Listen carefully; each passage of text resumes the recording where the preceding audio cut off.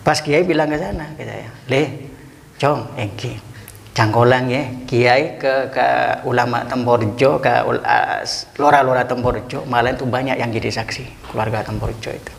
Cangkolang ya engki are Cong Kiai dina kapir ya Cong, are macan Cong. Dia bersih terus. Beun ko ceng. Je apa bedina tak terti pun. Ke bobinin pun dem apa hilang. Terti pun Cong. Dan disitulah kami merangkul daunnya Kiai.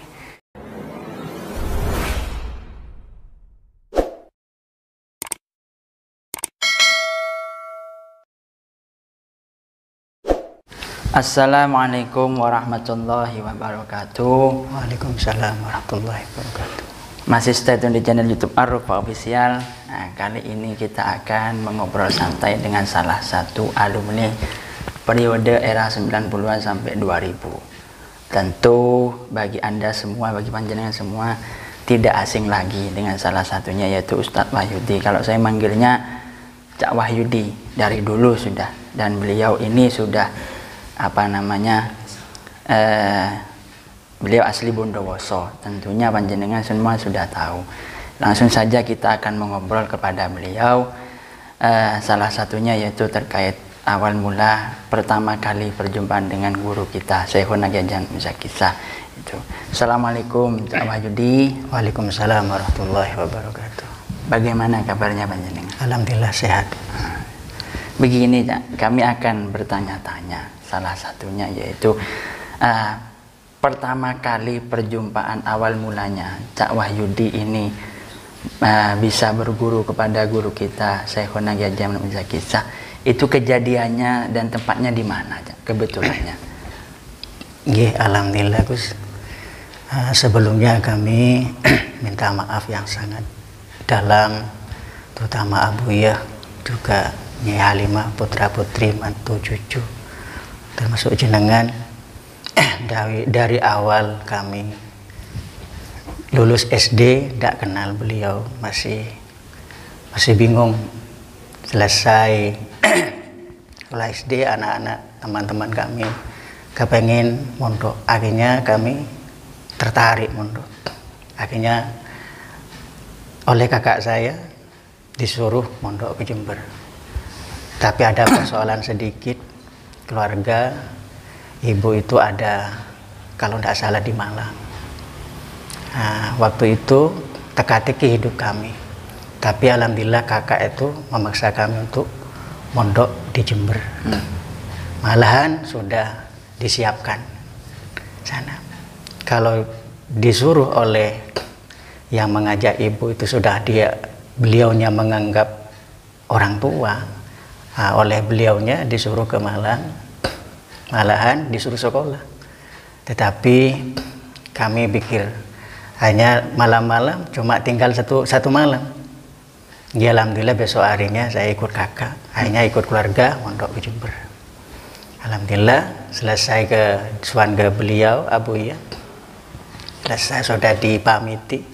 Saya sendirian, tidak kenal siapa-siapa yang bisa menangis, merenung, nangis. Hanya lambat tahun dan ceritanya, singkat cerita ini Gus. Alhamdulillah ada teman sekamar ngajak saya ke Kiai untuk puasa.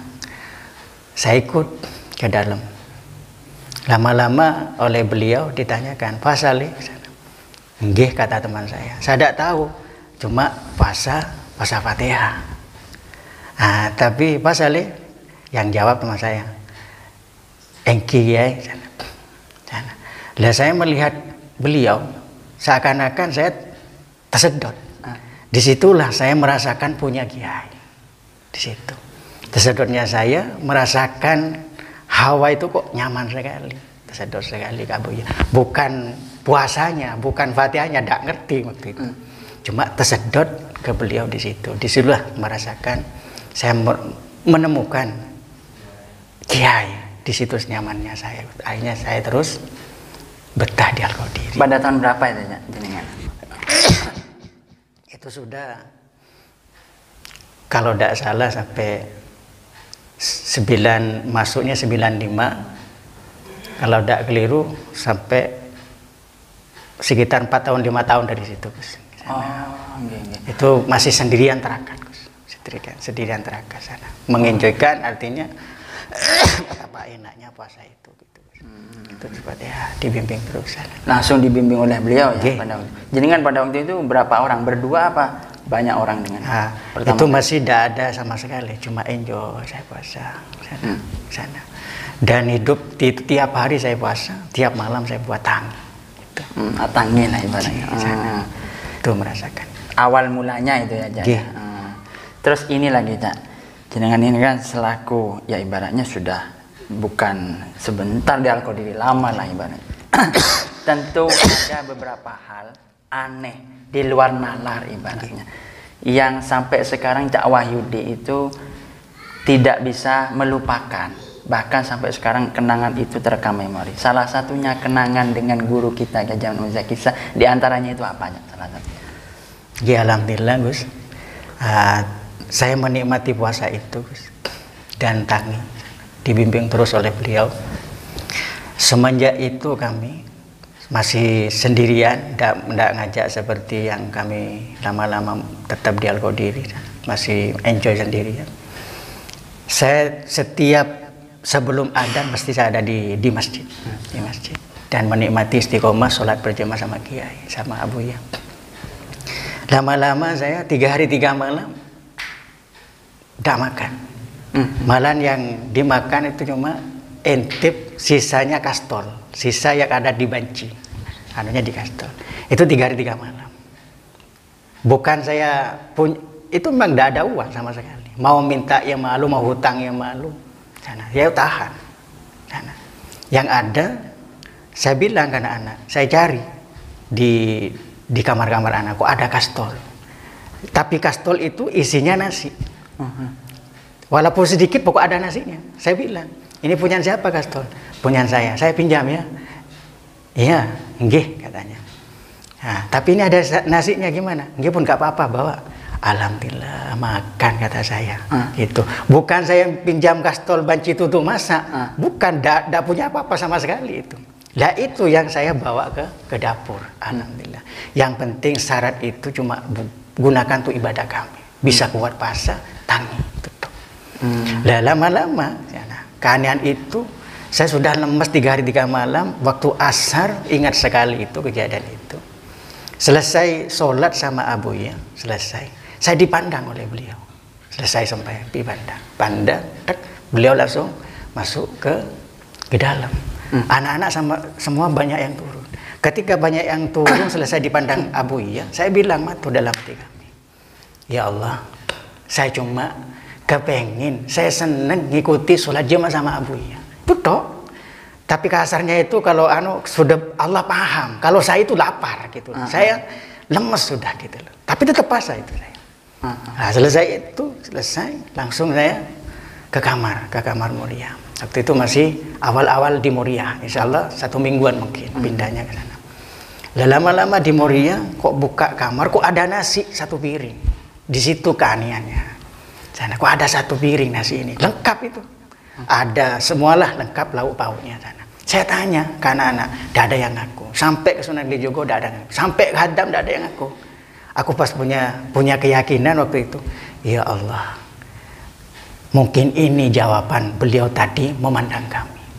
Cuma saya matur ya Allah, saya cuma senang ngikuti sholat jamaah sama abuya.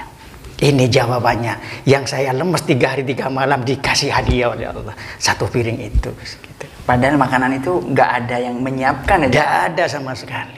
Anak-anak tidak ada yang mengaku pada malah saya tanya, takut saya. Waktu itu puasa hati-hati betul makanan itu. Gitu. Hati-hati. Mau makan di warung saya, itu sangat hati-hati. Harus masak sendiri dulu saya. Masak sendiri. Kalau tidak masak sendiri, tidak makan saya dulu. Berbeda dengan santri sekarang. Kalau sekarang kan ibaratnya kan sudah jarang masak, ibaratnya sudah disiapkan. Oh jadi pertama kali Cak Yudi itu dibimbing dengan banyaknya tirakat dan puasa itu ya dengan. Kemudian ini Cak, peristiwa aneh langsung yang Cak Yudi alami sendiri sampai sekarang terkait yaitu sebagai santri, bahkan ketika Cak Yudi sudah di rumah ibaratnya, peristiwa hal-hal yang di luar nalar, salah satunya yang sulit dilupakan lagi diantaranya apa? Ini lagi Gus, keluar saya akad nikah Gus. Abu ya di depan, saya di motor yang kedua sama istri. Naik mobil, saya itu menangis hati saya. Pikiran, ya Allah, sebentar lagi saya berpisah dengan Abu ya, dengan keluarga Al-Qadiri, sama Al-Qadiri, sama anak-anak. Dalam dohir kami. Terus lama, hati nangis saya. Nah, lama-lama hampir dekat ke Temporejo. Perasaan itu hilang seketika. Pas muncul, ya Allah, sebentar lagi selesai diakad sama Abu ya. Saya ini mau bawa anaknya orang. Saya tidak bisa kerja. Dan saya tidak punya apa-apa. Bingung saya. Malahan sebelumnya sudah ada keyakinan. Tapi waktu mau pulang, sama sekali kosong. Yang ada bingung Gusti. Lemah sudah tidak ada punya kekuatan. Kenapa saya tidak bisa kerja dan tidak punya apa-apa.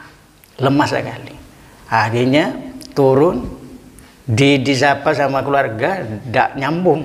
Nah, selesai diakad, pas Kiai bilang ke sana, ke saya, Le, Cong, Engki, cangkolang ya, Kiai ke ulama Temporejo, ke lora-lora Temporejo, malah itu banyak yang jadi saksi, keluarga Temporejo itu. Cangkolang ya, Engki, are Cong Kiai dina kapir ya Cong, are macan Cong, dia bersekat itu, beun kau jeng, jauh apa berdina tak tertib. Kayak bobinin pun dem apa hilang, tetap bancong. Dan disitulah kami merangkul daunnya Kiai. Saya yang tidak punya kerja, yang tidak bisa kerja, tidak punya apa-apa, dengan daun itu saya bawa. 1 minggu di Temboran, saya pulang ke Bondowoso. 1 minggu aku pengumuman di musola pakai mic. Tretan gaule, maturnya begitu. Saudaraku, saya besok minta tolong sana. Tidak tahu, ini bukan rekayasa, hati langsung meloncat 1 minggu. Langsung spontanitas. Spontan. Saya pakai mic di musola. Saya minta tolong keluarga saya, tretan saya, tetangga saya di selatan musola. Besok minta tolong kerja bakti, bersih-bersih di selatan musola. Karena besok itu mau dibuat tempat itu mau dibuat pondok. Waktu itu saya punya 50.000 Gus. Bukan 50 juta, 50.000. Geng. Itu balinya Pak Kun. Pak Kun ingat kejadian itu. Saya turun, kok sampean anu kata Pak Alim ya ke sana. Kenapa? Karena 50.000. Tapi yakin juga Pak Alimnya. Kenapa? Karena waktu itu Pak Alimnya dengar diakad itu dibawa daunnya Kiai ke rumah dari saya. Saya membawa kibaran doa beliau, sabda Kiai gitu loh. Akhirnya saya bilang ke orang-orang, mau besok mau dibuat pondok. Saya selesai subuh tidur saya Gus. Biasalah di pondok tidur. Alamnya lah. Alamnya. Alam pondok. Mungkin sekitar jam 10 saya bangun, langsung saya saya lihat selesai ibadah, lihat bersih semua sama masyarakat Gus. Waktu bersih, alhamdulillah. Besok harinya datang batu bata datang, baksennya datang, seminya. Alhamdulillah, dalam 1 bulan sekejap pondok putri sama jeding. Tapi saya mikir lagi, ini terusnya betul ada diniahnya. 9 kamar sama jeding Gus. Itu apa ya? Cepat sekali. Itu tidak ada bantuan sama sekali. Maksudnya bantuan mereka sama sekali tidak ada. Dari pribadi itu tidak ada, cuma 50.000. Hanya membawa sebuah doa dari doa sana. Hanya cuma ke Dinia Gus. Dinia itu Gus macet di pertengahan. Macet, hujan terus. Waktu itu hujan, kakak saya matur, kalau kakak ada apa-apa matur saya, Dek gimana? Ini saya waktu malam jam 2 selesai manakib sendiri, saya diem mandang, hanya tidak sengaja mandang fotonya Kiai. Bingung saya selesai manakib jam 2 lihat. Beliau itu langsung senyum. Saya kaget loh, kok Abu ya kok senyum. Seketika beliau langsung tahu, berada iya sesabun. Bangun saya Gus, langsung lari ke jeding. Benar ini. Itu yang total ya? Total, spontan, bukan rekayasa ini. Sana. Langsung senyum foto itu, kaget saya. Loh, kok Kiai hidup? Langsung beliau spontan, berada iya susah. Saya ingat pas Kiai daunnya yang sebungkul itu, lari lagi saya ke jeding, uduk lagi, nganyari uduk. Manakib lagi saya sampai subuh itu. Selesai subuh tidur saya. Selesai subuh bangun jam 9 sana. pasir datang lagi, Gus. Selesai 3 bulan total 9 kamar sama Jedih sama dia putra putri selesai. Subhanallah. Itu Gus, salah satunya begitu. Cuma yang anu lagi Gus sana, yaitu yang lebih kaget lagi sudah dapat 2 tahun. Singkat ceritanya, istri bilang, ngatur ke saya, Abi ya, saya canggolang matur ya. Canggolang matur. Saya ingin megang uang tiap hari. Yo kaget. 2 tahun kawin, kepengen megang uang tiap hari. Tapi kagetnya saya langsung merogobah sana. Langsung spontan juga. Barokahnya Abuya, barokahnya Kiai sana. Sesap cananun, sesap terseri mula nyambung. Barokahnya ke walaupun tidak berapa persennya panjenengan niru lampangnya Nyai Halimah. Yakin sampean? Gitu saya. Yakin. Fatihah saya. Selesai Fatihah. Tapi ada syaratnya. Apa? Kaget syaratnya itu Gus sana bilangnya. Apa syaratnya sana? Sambian seberapa mampunya sama niru lampangnya Nyai Halimah. Karena Nyai Halimah tidak pernah live tiap hari sedekah. Bisa enggak? Kata balimnya, insya Allah bisa. Al-Fatihah lagi saya Gus. Alhamdulillah dengan Fatihah itu besok harinya balimnya punya tamu sendiri. Gitu. Sampai sekarang balimnya megang sendiri uang. Kecuali kebutuhan agak banyak, atur ke saya. Gitu. Gitu. Jadi tidak pernah kosong lah ibaratnya. Karena kosong, walaupun ya sedikit bisa yadahu kalau bahasa Arabnya kosong tangannya. Kenapa? Karena intinya ngikuti Nyai Halimah. Karena Nyai Halimah sudah sedekah. Dengan sedekah itulah balimnya Allah kasih lebih Gus. Tidak pernah ongrot anunya lompetnya itu gitu. Nah itu sambungannya sambungannya ke saya Gus. Memang dari awal saya itu jarang sekali pegang uang. Kalau butuh ya ada. Kenapa? Oleh beliau tahu banjong dawuhnya ke sana. Lah nyambung ke ibunda jenengan, uminya jenengan. Waktu sebelum pengajian rawuh. Singkat cerita Gus berapa menit dahar bersama dengan abinya jenengan sama sampai hatinya itu saya terasa kok kalau ada acara bujuk saya hadir, bujuk latau itu terasa. Tapi beliaunya langsung merunduk, saya kaget, saya lebih takut lagi sana. Jadi beliaunya langsung nyebut, "Jong engki, bujun ben hadir, bujuk latong, bujuk sampit." Oh, kok Nyai ini nyambung hatinya. Nyai Ilmi lah. Nyai Ilmi nyambung hatinya. Saya lebih takut lagi Gus. Lah kakinya itu nyambungnya, tapi terasa bujuk latong hadir betul. Gitu. Yang lebih aneh lagi beliaunya langsung bean seperti abunya juga. Bean make tojuan bae, mesti bener rezeki Allah, make tak ada mah ben. Kata bunda uminya jenengan Nyai Ilmi sana. Bener kan? Engkenya sana. Loh ini yang membuat kami, kenapa? Karena beliau juga putri Abuya, tetesannya sangat luar biasa dan juga hatinya kalau sudah artinya nyambung. Ini paling yang kami takut di dunia kalau sudah tetesan nyambung, hatinya nyambung. Ini yang paling aku takuti Gus. Hanya apa? Setong dapat dari debuna putri Abuya dan juga oleh sabda lagi gitu dari bunda jenengan. Istilahnya satu darah lah ibaratnya. Jadi menarik sesungguhnya kisahnya. Dan ini lagi Cak, ketika pengajian kan saya mestilah jenengan ini setiap tahun ya mengadakan pengajian. Tentu kadang saya juga hadir ke sana. Pernah tidak Cak mengalami kejadian ini yang Cak Yudi itu tidak habis pikir sampai sekarang terheran-heran, terkagum-kagum ketika pas hampir-hampir mendekati pengajian. Ada kejadian apakah itu ketika di pengajian? Dari hal yang di luar nalar lah ibaratnya peristiwanya. Tapi yang lebih aneh yang barusan ini.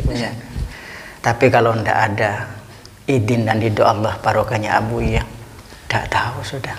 Karena yang barusan ini sangat menghadapi 4 persoalan. Sana. 1 masalah hujan. Kedua coronanya. Yang ketiga kepolisian. Keempat adalah fitnah. Tapi dengan izin itu Allah barokahnya Abuya ke sana. Itu sangat mustahil. Malahan saya tidak mikir dapur dengan amplop. Itu yang jadi aneh Gus. Sana. Tadi aneh. Semuanya itu kagum, bukan kagum ke saya. Saya juga kerta ke saya. Ini bukan pengajian saya, tapi pengajian Abuya. Tidak ada mustahil. Lihat, sambungan hati ini, Gus. Ini bukan pengajian saya, tapi ini pengajian Abuya. Tapi anehnya apa? Yang di dapur duluan. Karena tamu mulai sudah, karena saya minggu malam Senin, saya mengumpulkan masyarakat semua. Saya diundang semua. Saya bilang ke sana, saya cuma ingin makan bersama pada panjenengan sana. Artinya sebelum-sebelumnya itu saya buat siasat sana. Kalau cuma diundang makan, otomatis masyarakat tidak mau. Hanya apa? Saya buat siasat, buat tahlil, supaya ahli kuburnya semuanya kena. Hanya terasa senang. Sana. Saya bukan ngundang jenengan, tapi kepengen kita bersama-sama kumpul malam Senin di sini. Kita tahlil bersama, malah nyambung kepada ahli kubur sana, siasat sana. Cuma niat tujuan kami itu kepengen kumpul bersama, makan bersama. Gimana acara pengajian nanti? Saya tidak ngundang sampean tuan rumahnya. Kita bersama memuliakan Abuya. Gitu. Ya alhamdulillah datang banyak sana. Yang dah habis pikir itu yang ngolah ikannya, itu matur. Banyak yang ngolah ikannya, kambingnya gitu, sama ikan sapinya sana. Tanpa persiapan lah ibaratnya ya. Malahan disitulah yang lebih aneh barusan ini. Tapi dia kambing datang, anunya datang sana. Yang lebih aneh lagi itu yang di dapur, di dapur. Seakan-akan ya ada potongan kambing itu masih banyak gitu loh. Cuma untuk ngatasi orang-orang yang kasih makan sini, itu gak sempat rasanya. Yang ada itu seakan-akan banyak kuahnya, di dalam itu seakan-akan habis, tapi kalau dicentong masih ada lagi ikannya, ada lagi ikannya. Itu matur orang dapur. Cong, kiai enak engki sana. Itu kok bisa gitu. Kok ada daging lagi, di anu ada daging lagi. Aku senyum. Senyumnya saya apa? Aku mau ada mustahil lah. Ini bukan pengajian, tapi Abuya sana. Abuya sana. Aku bilang dalam hati saya, wakil dari Syekh Abdul Qadir Jailani. Gitu lah. Itu yang bikin kami gregetan terus. Yang lebih aneh lagi, sampai hampir maghrib, balinya bilang, Bi ya, jenengan kok ndak bisa anu amplok ini gimana nanti? Kaget saya Gus. Langsung saya, kenapa? Ya itu ngurusin. Satu ya ngurusi tadi hujannya, ngurusi ya 4 itulah. 4 itu. Yang jenengan sebutkan tadi. Ya tadi, sebutkan itu tadi. Sampai ndak mikir amplok saya Gus. Dapur dan amplok. Itu kan paling anu lah. Paling vital. Paling vital. Paling menentukan ibaratnya. Tapi alhamdulillah Gus, sana dengan barokahnya Abuya, karena bukan pengajian saya tidak merasa walaupun punya pondok, ini bukan pondoknya saya, tapi pondoknya Abuya. Cuma dititipkan, diamanatkan pada kami. Menjalankan itu Gus. Dan ternyata apa? Selesai maghrib aku hitung sama Mbak Halimnya sana. Ternyata cukup amplop itu. Tidak ada kurang, tidak ada lebih Gus. Gitu. Subhanallah. Itu. Dan yang lebih aneh lagi, barusan ini yang hujan. Cuma seputernya, kelilingnya, sampai Abuya.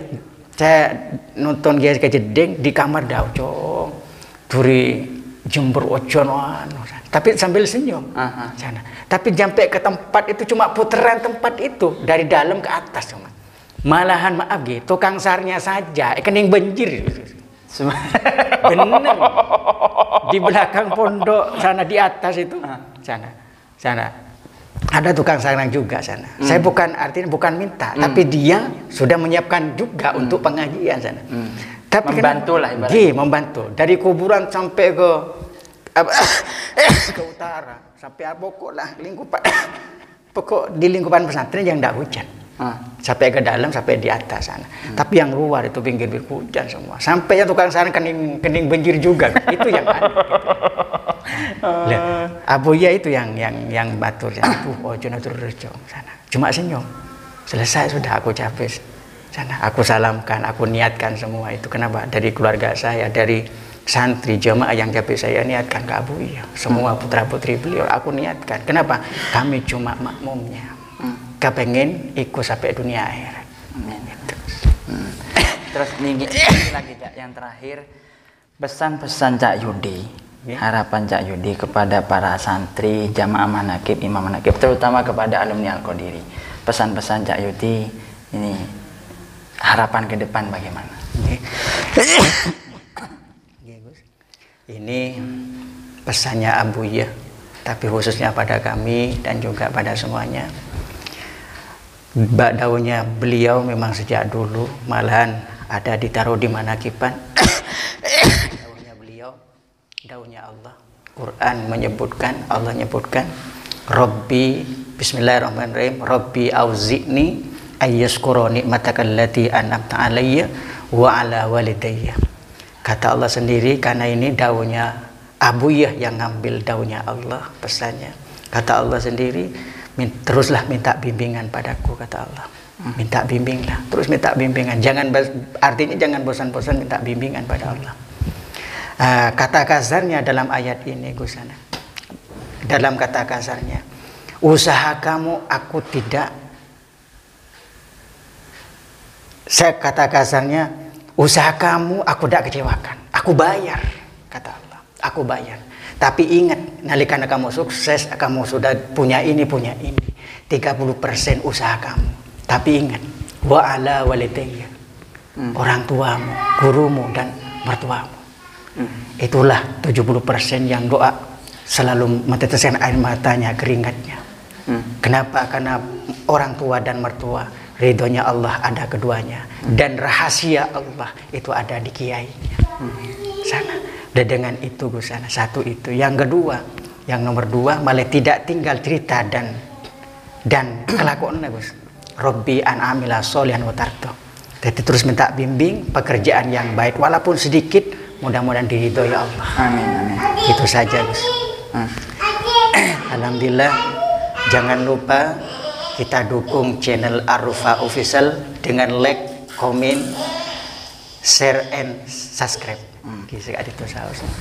Itu adalah pemaparan beliau yang super luar biasa tadi. Kalau saya boleh menggarisbawahi bahwa beliau memetik sebuah doa yang dipanjatkan oleh Nabi Allah Sulaiman, Rabbi auzi'ni an ashkura ni'mataka allati an'amta 'alayya wa 'ala walidayya sholihan wa an a'mila sholihan tardahu wa adkhilna bi rahmatika fi ibadika sholihin. Yang mana dalam artian yaitu ketika engkau diberi nikmat apapun, berdoalah. Dan juga ketika kesuksesan kita itu tidak bisa lepas dari dua orang. Yang pertama adalah guru dan yang kedua adalah orang tua. Jadi patuhi dan sayangi serta cintai dua orang ini. Niscaya hidupmu akan berkah dan barokah. Kiranya itu saja yang bisa saya sampaikan.